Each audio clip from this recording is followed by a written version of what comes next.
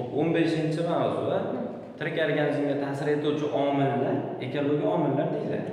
Endi ekologik omillarning yig'indisi u yashash muhiti deyiladi. Yashash muhitiga ko'ra kimdir suvda yashashi mumkin, kimdir quruqlikda yashashi mumkin, kimdir havoda ham yashashi mumkin. Shunday shu ekologik omillar yig'indisi yashash muhiti. Ekologik omilning o'zi nima? Tashqi organizmga ta'sir etishi ekologik omil deyiladi. Ekologik omillar uchga bo'linadi. Birinchisi abiotik, biotik va uchinchisi antropogen. Mana abiotik nima? Bu o'lik tabiat omillari, biotik tirik tabiat omillari, antropogen bu inson omili.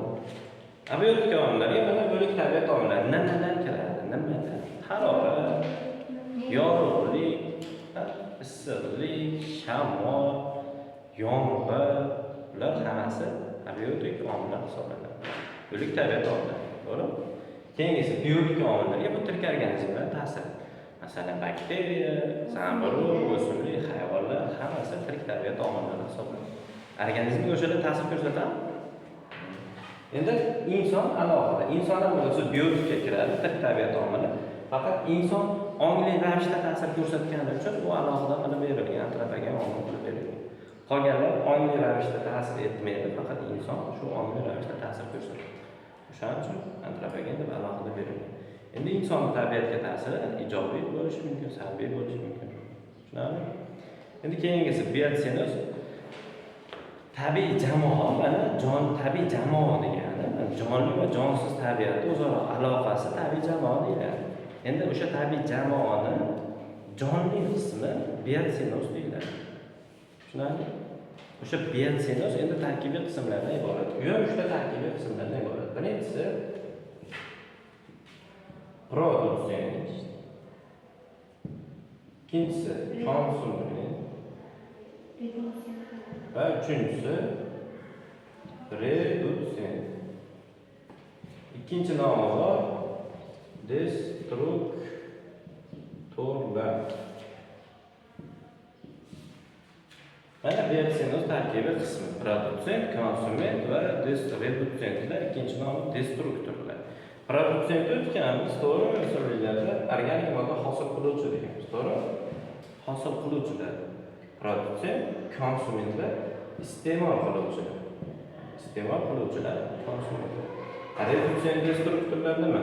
Ular parchalovchilar. Tushunarlimi? Endi oziq zanjiri degan narsa bor. Oziq zanjiri avvalgisi, keyingisi uchun oziq hisoblangan zanjir.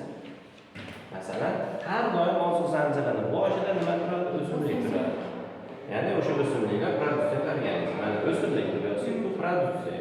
Bu iste'mol qilinadi. Endi iste'mol qilinadi. Nima iste'mol qilinadi? Masalan, chigirtka. Chigirtkani baqa iste'mol qilib, baqani ilonni birorta qush deydigan. Mana oziq zanjiri shu. Avvalgisi, keyingisi uchun ovqat. Ya'ni bu buni yeydi. Endi buni bu yeydi, to'g'rimi? Chigirtkani baqa yeydi. Endi baqani ilonni qush yeb beradi. Yani avvalgisi, keyingisi uchun oziq hisoblangan zanjir, bu oziq zanjir hisoblanadi. Oziq zanjirining boshida har doim o'simlik, bu produksiya hisoblanadi. Endi konsumentlar ko'p bo'lishi mumkin. Mana konsumentlar bizda 1, 2, 3, 4 ta, to'g'rimi? Endi raqam qo'yib olamiz. Nechinchi konsumentlarni bilishimiz uchun chigirtka mana 1lamchi, 2lamchi, 3lamchi va 4lamchi konsumentlarga bo'linadi. Tushunarlimi? Oziq bir zanjirdan ikkinchi zanjirga o'tayotganda har doim 10 barobariga kamayadi. Ya'ni 90% sarflanib ketadi, 10% tana massasi uchun qoladi.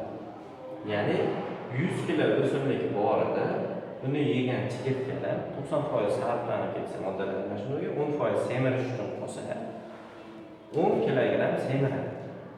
10 ga bo'lganmiz. 10 kg chigirtkani yegan baqalar 1 kg semiradi. Ya'ni 1 kg baqani yegan ilonlar 0,1 kg, ya'ni 100 gram semiradi. Endi 100 gram yoki 0,1 kg ilon yegan qush 10 gram semiradi xolos. Tushundingmi? bir zanjirdan ikkinchi zanjirga o'tayotganda 10 barobarga kamayish kuzatiladi. 90% sarflanib ketadi, 10% talabasi uchun qoladi. Shu oziq zanjiri hisoblanadi. Endi oziq to'ri degan narsa bor. Bitta organizm, masalan, deylik, baqa faqat chigirtka yemasdan, hatto o'rgimchakni ham yeyapti, pashshani ham yeyapti, qo'ng'izlarni ham yeyapti. Mana shu bitta organizm bir nechta organizmlar bilan oziqlansa, u oziq to'ri hisoblanadi. Tushunarlimi? Faqat bitta chiziqdan iborat bo'lsa, bu oziq zanjir. Endi bir nechta chiziqlardan iborat bo'lsa, u oziq to'ri hisoblanadi. Tushunarlimi? Xo'p, savollar bormi? Tushundingmi?